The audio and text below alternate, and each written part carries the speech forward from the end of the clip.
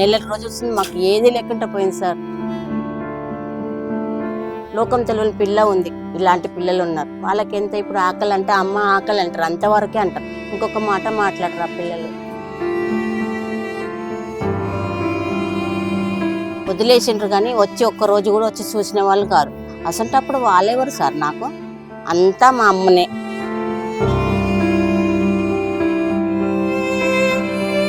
అంటే వదిలిపెట్టిపోయారు, వదిలించుకున్నట్టే కదా సార్.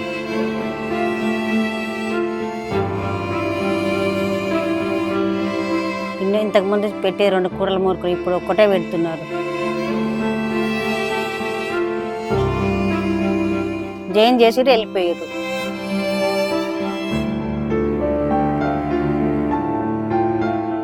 కొడుకు సరిగ్గా చూడకపోతే అమ్మ దగ్గర జాయిన్ చేశారు. మా వారు పోయారు, తర్వాత మా అక్క వాళ్ళు జాయిన్ చేశారు. గ్యాస్ సమస్య అనేక వ్యవస్థల్ని అతలాకుతం చేస్తుంది. ఇప్పటికే హోటల్స్లో పూర్తిగా మూతబడిన హోటల్స్ కొన్ని అయితే దాదాపు సేల్ తగ్గిపోయి హోటల్లే క్లోజ్ చేసిన పరిస్థితి. మరికొన్ని ఆ హోటల్లో ఆధారపడ్డ వాళ్ళంతా రోడ్డును పడ్డ పరిస్థితి. హాస్టల్స్ పైన ఈ గ్యాస్ ప్రభావం పడింది. అయితే ఇవన్నీ ఇలా ఉంటే ముఖ్యంగా అనాథాశ్రమాల్లో గ్యాస్ కొరత ప్రభావం ఎలా ఉంది? అనాథాశ్రమం అంటేనే వాళ్ళు అనాథులుగా మారి ఎవరు దిక్కు లేక చూసే పరిస్థితి లేక ఈ అనాథాశ్రమాలకు చేరుతారు.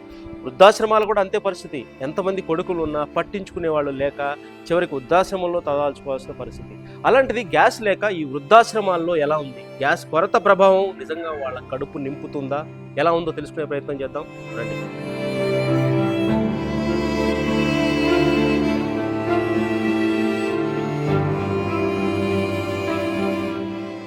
ఈ వృద్ధాశ్రమాన్ని చూడండి. ఇక్కడ కనిపిస్తున్న వృద్ధులు, కన్నబిడ్డలు నడి రోడ్డుపై వదిలేసిన అనాథలు కొందరైతే కుటుంబ సమస్యలతో ఇక్కడ వదిలి వెళ్ళిన వారు మరికొందరు.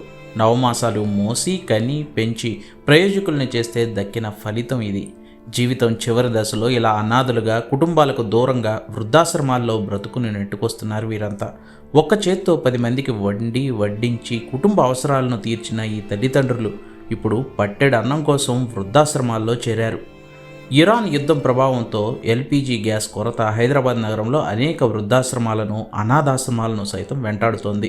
గ్యాస్ సిలిండర్ లేక ఇదిగో ఇలా కట్టెల పొయ్యిపై గుప్పుమంటూ కమ్ముకుంటున్న పొగలో ఇలా వంట చేయాల్సిన పరిస్థితి తప్పడం లేదు. హోటల్స్, హాస్టల్స్ ఇలా కమర్షియల్ బిజినెస్ చేసేవాళ్ళు రెట్టింపు 3 రెట్లు అదనంగా ధరలు చెల్లించైనా బ్లాక్ మార్కెట్లో గ్యాస్ సిలిండర్లు కొని మేనేజ్ చేసేస్తున్నారు. అనాథలుగా మారిన వృద్ధులకు ఆసరాగా నిలిచి కొందరికి నామినల్ ఫీజులు, ఎక్కువ మందికి ఉచితంగా భోజన వసతి కల్పిస్తున్న ఇటువంటి వృద్ధాశ్రమాల్లో రెట్టింపు ధరలు చెల్లించి గ్యాస్ కొనలేని దుస్థితి. మరో దారి లేక వృద్ధుల కడుపు నింపేందుకు ఇలా కట్టెల పొయ్యిపైనే ఆధారపడాల్సి వస్తోంది. గ్యాస్ లేకపోవడం వల్ల ఎలాంటి ఇబ్బంది అవుతుంది? చాలా ఇబ్బంది సార్, మాకు చాలా ఇబ్బంది అవుతుంది. మా మేడం గారికి చాలా పొద్దున్న 5 గంటలకు లేస్తుంది, టీ పెడుతుంది. టీ తర్వాత మళ్ళీ టిఫిన్ చేయడానికి అన్ని కర్రల పొయ్యి, అంత కట్టెల పొయ్యితో 10 గంటల వరకు ఇక్కడే కూర్చుంటుంది. తనకి ఆ నిద్ర ఉండలేదు, ఆహారం ఉండలేదు, ఏది ఉండలేదు సార్. మా వల్ల చాలా ఇబ్బంది పడుతుంది మా మేడం గారు అయితే. ఇవి ఏంటి సార్? మాకు పప్పుచారును పచ్చడి మళ్ళీ ఉన్నామని చెప్పాలి మేడం. మళ్ళీ ఎందుకు పచ్చడి అంతే. మళ్ళా నేను ఇంత ముందు అయితే 5 కూరలు 6 కూరలు పెట్టేది. అప్పడాలు కడకని పెడుతుంది, మాకు స్వీట్ కూడా పెడుతుంది రోజుకు. అలాంటిది ఇప్పుడు నెల రోజులు వస్తుంది మాకు ఏది లేకుండా పోయింది సార్. లేక చికెన్ వస్తుంది, మాకు మటన్ వస్తుంది, గుడ్లు పెడుతుంది, ప్రతి ఒక్కటి పెడుతుంది సార్. మాకు పెద్దవాళ్ళకి చాలా ఇబ్బంది అవుతుంది. మందులు వేసుకున్న వాళ్ళకి, మేమంటే కొంచెం ఎంగున్నాం కాబట్టి ఉండగలుగుతాం. వాళ్ళు ఎట్లా ఉంటారు సార్? పెద్ద మనుషులు, వాళ్ళకి ఇబ్బంది అవుతుంది కదా. లోకం తెలియని పిల్ల ఉంది, ఇలాంటి పిల్లలు ఉన్నారు. వాళ్ళకి ఎంత ఇప్పుడు ఆకలి అంటే అమ్మ ఆకలి అంటారు, అంతవరకే అంటారు. ఇంకొక మాట మాట్లాడరు ఆ పిల్లలు. ఎవరు రారు సార్, ఎవరు రారు. వదిలిపెట్టిపోయినారు సార్, పేరుకు వదిలేసిండ్రు కానీ వచ్చి ఒక్క రోజు కూడా వచ్చి చూసిన వాళ్ళు కాదు. అసంటప్పుడు వాళ్ళెవరు సార్? నాకు అంతా మా అమ్మనే. మేడం అయినా, తల్లైనా, దేవుడైనా ఆమె నాకు. అంటే వదిలిపెట్టిపోయారు, వదిలించుకున్నట్టే కదా సార్. గ్యాస్ సమస్య తెలుస్తుందా మీకు? ఇక్కడ గ్యాస్ లేకపోవడం సమస్య తెలుస్తుందా? అంతకుముందు మంచిగానే ఉండే, ఇప్పుడు ఇబ్బంది అవుతుంది చాలా. ఏం పెడుతున్నారు ఏంటి ఇబ్బందితోనే గడుపుతుంది. ఒక కూరగాయ ఒక పచ్చడి గిచ్చడి పెట్టి కొద్ది ఇబ్బందితోనే గడుస్తుంది. మీరు ఎక్కడి నుంచి వచ్చారు? నేను ఇక్కడనే పచ్చనగర్ నుంచి వచ్చాను. ఇక్కడనే హైదరాబాద్. ఇక్కడికి ఎందుకు వచ్చారు? ఆ? ఇక్కడికి ఎందుకు వచ్చారు? ఇక నాకు ఫ్యామిలీ లేస్తారంట, నా ఫ్యామిలీ అంతా అవుట్ అయిపోయినరు. దాని నుంచి నేను ఇక చేసుకోలేక ఇక్కడికి వచ్చాను. ఇదే మీ ఆధారం? ఇక అయిపోయాను. అమ్మా, ఇక్కడ ఎలాంటి సమస్యలు ఉన్నాయి గ్యాస్ లేకపోవడం వల్ల? చాలా ఇబ్బందిగా ఉంది సార్. మా మేడం గారు చాలా బాధపడుతున్నా. 5 గంటలకు లేచి వండుతుంది కట్టెల పొయ్యి మీద. ఇంతకుముందు పెట్టే 2 కూరలు 3 కూరలు ఇప్పుడు ఒక్కటే పెడుతున్నారు. ఇబ్బంది చాలా అయిపోతుంది సార్. మీకు దయచేసి మాకు గ్యాస్ ఇప్పించండి సార్. మీకు పుణ్యం ఉంటుంది, కాల్మక్తము. చాలా ఇబ్బంది చేస్తుంది, ఇబ్బంది అయిపోతుంది సార్. మాకు కూడా మాకేం నేను కూర్చొని తింటున్నాం కానీ మేడం గారికి చాలా ఇబ్బంది అయిపోతుంది సార్. ఇక్కడికి ఎందుకు రావాల్సి వచ్చిందమ్మా మీరు? ఏం రాలేదు సార్, క్లాస్ క్లబ్ వాళ్ళు చేసిపోయి నాకు ఎవ్వరు లేరు సార్. ఎక్కడి నుంచి తీసుకొచ్చారు? నేను బోడబండ నుంచి. అప్పటి నుంచి ఇక్కడనే ఉంటుంది సార్. పిల్లలు ఏంటమ్మా? ఎవరు లేరు సార్. ఉన్నారు కానీ నేను ఇక్కడ ఉన్న విషయం ఎవరికి తెలియదు సార్. ఎందుకుంటున్నావు మరి? పిల్లలు నాకు కాలు చేయి పడిపోయింది సార్, కాలు చేయి పని చేయదు. అయితే వాళ్ళు పిల్లలు సాకట్లేదా? లేదు సార్, హాస్పిటల్ వేసి వెళ్ళిపోయారు. అక్కడ నుంచి తీసుకొచ్చి ఇక్కడ వేసారు. అప్పటి నుంచి బాధ్యత మరి తల్లి బాధ్యత ఉంటుందమ్మా. తల్లి ఏమో సార్ మరి చూడలేదు. నేను ఉన్న సంగతి వాళ్ళకి తెలియదు. ఎప్పుడు కూడా రాలేదు చూడడానికి. అమ్మనే చూసుకుంటున్నాను అన్నిటికీ. నాకు 10 సంవత్సరాలు అవుతుంది సార్ పడిపోయి. అప్పటి నుంచి తీసుకొచ్చి 8 సంవత్సరాలు అవుతుంది. హాస్పిటల్లో వదిలేసి అలాగే వెళ్ళిపోయారు మరి? జాయిన్ చేసి వెళ్ళిపోయారు. అక్కడ 20 రోజులు ఉన్నాను. అక్కడ 20 రోజుల నుంచి అక్కడ లీడర్ చూసి వాళ్ళకి ఫోన్ చేసి వాళ్ళని పిలిపించి ఇక్కడ తీసుకొచ్చేసారు సార్. 60 ఏళ్ల నుంచి 90 ఏళ్ల వయసున్న వీరికి ఒక్కొక్కరికి ఎన్నో అనారోగ్య సమస్యలు ఉంటున్నాయి. సమయానికి తింటేనే ఉదయం మందులు వేసుకోగలరు. కానీ కట్టెల పొయ్యిపై వంట కష్టంతో కూడుకున్న పని. రోజు 60 మందికి పైగా కట్టెల పొయ్యిపై 3 పూటలా వండాలంటే నిర్వాహకులు తీవ్ర ఇబ్బందులు ఎదుర్కొంటున్నారు. ఇప్పుడు ఈవిడ ఏజ్ కూడా 80 సంవత్సరాలు దాకా ఉన్నాయి. మరి టయానికి అన్నము ఇవ్వాలి కదా. మేము యాక్చువల్ చెప్పాలంటే పొయ్యి వల్ల కొంచెం లేట్ అవుతుంది, 45 మినిట్స్ లేట్ అవుతుంది. వాళ్ళేమో ఆకలి అని ఇబ్బంది పడుతున్నారు. ఎందుకంటే టాబ్లెట్స్ షుగరు బీపీ ఉంటాయి కదా, ఆ టాబ్లెట్స్ వేసుకుంటున్నారు కాబట్టి ఇబ్బందిగానే ఉంది. దీనికి ఏదో ఒకటి మాకు ప్రభుత్వం దీనికి పరిష్కరించాలని మేము కోరుకుంటున్నాము. ఏముంది, మాకు గ్యాస్ ఇస్తే చాలు, అదే మాకు సంతోషం. ఎందుకంటే వండమంటే స్టాఫ్ కూడా వంట చేయడం లేదు. మేము పొయ్యి మీద మాకు అలవాట్లేదు, మేము వండమంటున్నారు. అందుకే నేను ఉండాల్సి వస్తుంది. పొయ్యి ఇలాంటి వాళ్ళకన్నా ఇబ్బందే. ఇప్పుడు ఈవిడ కూడా ఉంది, ఈవిడికి కూడా అన్ని కొంచెం హెల్త్ ఇష్యూస్ ఉన్నాయి. ఈవిడ కూడా 90 ఇయర్స్. మరి ఇంత పెద్ద ఆవిడికి టయానికి అన్నం పెట్టకపోతే ఇబ్బందే కదండి. మరి వాళ్ళు ఏంటంటే నన్ను చూసి ఆ పొయ్యి దగ్గర అడగలేక మేడం చేస్తున్నారు కదా టయానికి అనలేక వాళ్ళే మదన పడిపోతున్నారు లోపల. అది అందుకని టయానికి పెడితే మాకు కూడా మంచిగా ఉంటుంది, వాళ్ళకి బాగుంటుంది, ఆరోగ్యపరంగా మందులు వేసుకుంటారు కాబట్టి దీనికి ఏదో విధంగా మరి ఎప్పుడు దీనికి పరిష్కారమో తెలియడం లేదు. ఎన్ని రోజులు యుద్ధం ఉంటుందో మరి అప్పుడు దాకా మాకు కూడా ఇబ్బందే కదండి. నేను ఆంధ్ర నుంచి వచ్చాను. నా కూతురు ఇక్కడ జాయిన్ చేసింది. ఇక్కడ ఉంటుంది నా కూతురు. ఉద్యోగరీత్యా వచ్చారు. మన కూతురు నా తమ్ముడికి ఇచ్చాను, బాబాయ్ కొడుక్కి. ఇక్కడ ఉంటారు. ఆమె తీసుకొచ్చి నన్ను ఇక్కడికి చేర్చిందండి. ఏంటమ్మా ఇప్పుడు గ్యాస్ లేదు, ఎలాంటి ఇబ్బందులు ఎదుర్కొంటున్నారు? మేడం గారు పొగలు అవసరపడుతున్నాయి, చూడలేకపోతున్నానండి. కళ్ళు తుడుచుకుంటూ ఉంటే నేను ఎన్నిసార్లు అన్నా, మేడం ఎంత కష్టపడుతున్నారండి మా కోసం. నిజంగా మా తల్లి కాశీమాత గుర్తు వస్తుంది నాకు. ఇప్పుడు నా కూతురు తీసుకొచ్చి ఇక్కడ కొడుకు సరిగ్గా చూడకపోతే అమ్మ దగ్గర జాయిన్ చేశారు. కొంచెం కష్టమేనంటే కొంచెం ఆలస్యం అవుతుంది. 1-2 అయినా కూడా పప్పుచారైన కూర తప్పకుండా ఉండాలి కదండి అన్నం. వాటికి కొంచెం కష్టమే మేడంకి. తనొక్కటే కష్టపడుతూ ఉంది. పొగ కళ్ళు నీళ్ళు కూడా కారుతాయి కదా కట్టెలు అంటే. కొంచెం ఇబ్బందికరమేనండి. ఎందుకమ్మా అంటే మీకు పిల్లలు జాయిన్ చేశారా?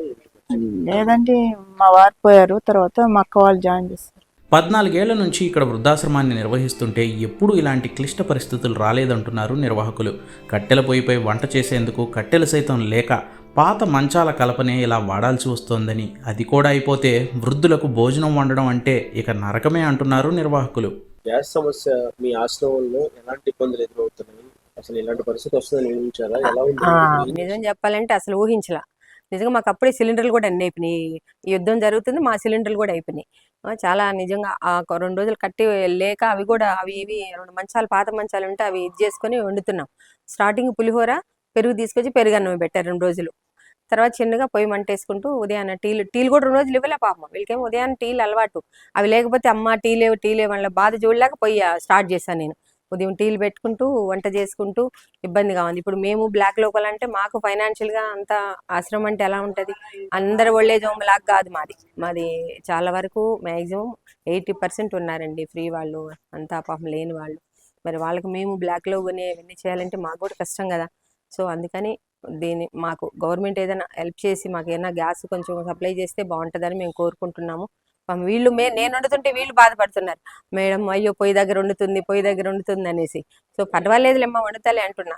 మళ్ళీ ఎండ కూడా ఉంది కదండి బయట ఎండకి. అందుకే అవన్నీ కొబ్బరి మట్టలు పడుతుంటే అన్ని దాసాం పొయ్యి లేకుంటాయి అనేసి. మరి కట్టెలు కొనాలంటే కూడా అవి కూడా కిలో 15 రూపాయలు 10 రూపాయలు చెప్తున్నారు.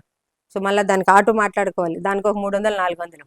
అందుకని ఇక్కడే అవి పాతవి అవి ఉంటే అవి ప్రజెంట్ ఎన్ని రోజులు వస్తాయో మరి చూడాలి.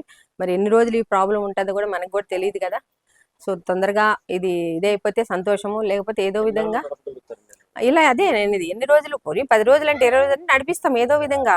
సో లాంగ్ అయితే కష్టం కదా. దీనికి మాకేంటంటే ఏదో ఒకటి ఆశ్రమాలకి ఇట్లా ఉన్న వాళ్ళకి ఏదో ఒకటి మాకు ఇప్పుడు హోటల్ అనుకోండి, వాళ్ళకి అమౌంట్ వస్తుంది కొనుక్కోగలరు. సో మాకు అలా కాదు కదా. సో అందుకని ఏదైనా దీనికి గవర్నమెంట్ ఏదైనా మాకు దీన్ని కొంచెం పట్టించుకొని ఆశ్రమాలకి ఏదైనా సహాయం చేస్తే బాగుంటుందని మేము కోరుకుంటున్నాం. ఆశ్రమం స్టార్ట్ చేసి 14 years అవుతుందండి. సో అప్పటి నుంచి అంచెలంచెలుగా పెంచుకుంటూ ఈరోజు 50 మంది వృద్ధులు, స్టాఫ్ అంతా 56-60 దాకా ఉన్నారు. నడిపిస్తున్నాం. అలాగా 2 బిల్డింగ్ మాది కూడా. కష్టం ఈ సమస్యలు అంటే అండి, కొంతమంది పిల్లలుండి పట్టించుకున్న వాళ్ళు ఉన్నారు, కొంతమంది పిల్లలు లేకుండా పాపం ఏజ్ అయిపోయినాక పిల్లలుండే పట్టించుకోనప్పుడు లేని వాళ్ళ పరిస్థితి ఎలా ఉంటుంది అంటే, కొంతమంది అన్మ్యారీడ్స్, కొంతమంది మ్యారేజ్ అయ్యి పిల్లలు లేని వాళ్ళు, అవన్నీ కూడా మాకు పిఎస్ నుంచి తీసుకొస్తారు. సో తెలిసిన వాళ్ళు కూడా పంపిస్తుంటారు, వాళ్ళే మాకు ఎక్కువ ఉన్నారు. అది ఇంకా ఏంటంటే నాకు సర్వీస్ అంటే ఇష్టం కాబట్టి ఎవరిని నేను చూడను, మీరు వెళ్ళండి అని మాత్రం 100% అనను. ఏదో నాకు తోచిన సహాయం నేను చేస్తుంటాను వాళ్ళకి. యుద్ధ ప్రభావంతో దేశవ్యాప్తంగా గ్యాస్ సిలిండర్ల కొరత అందరికీ తెలిసిందే. ఇళ్లలో ఎలాగో సమస్య ఎదుర్కొంటున్నారు, దానికి ఆల్టర్నేటివ్గా ఎలక్ట్రికల్ రైస్ కుక్కర్లు కానీ ఇండక్షన్ స్టవ్లు కానీ వాడుతున్నారు. మరి హాస్టల్స్ వాటి చోట్ల అయితే అక్కడ కట్టెల పొయ్యి పెట్టుకుంటున్నారు. హాస్టల్స్ అయితే డబ్బులు కడతారు ప్రతి నెల కాబట్టి కట్టెల పొయ్యి కాకపోతే ఇంకో ఆల్టర్నేటివ్ అవసరమైతే బ్లాక్లో కూడా సిలిండర్లు కొంటారు. అయితే అనాథాశ్రమాల్లో పరిస్థితి ఎలా ఉంది? గ్యాస్ ఉంటేనే అనాథాశ్రమంలో వందలాది మందికి వంట చేసి వాళ్ళ కడుపు నింపుతారు. మరి గ్యాస్ లేనప్పుడు ఎలా ఉందని ఏబీపీ దేశం తెలుసుకునే ప్రయత్నం చేసింది. ఇక్కడ చూస్తే చాలా హృదయ విదారక ఘటనలు ఈరోజు అనాథాశ్రమంలో ఉన్నాయి. కట్టెల పొయ్యి పెట్టుకుని వందలాది మందికి ఉదయం టిఫిన్ దగ్గర నుంచి రాత్రి భోజనం వరకు వండాల్సిన దుస్థితి. ఎందుకంటే కట్టెల పొయ్యి మీద వండటం అంటే చాలా ఆలస్యం అవుతుంది. అనాథాశ్రమంలో, వృద్ధాశ్రమంలో ఉండే వాళ్ళంతా కూడా చాలా పెద్దవాళ్ళు, ఉదయాన్నే ఏదైనా తిని ట్యాబ్లెట్స్ వేసుకోవాలి. అలాంటిది ఎప్పుడు వంట అవుతుందా అనే వాళ్ళు ఎదురు చూస్తున్నారు.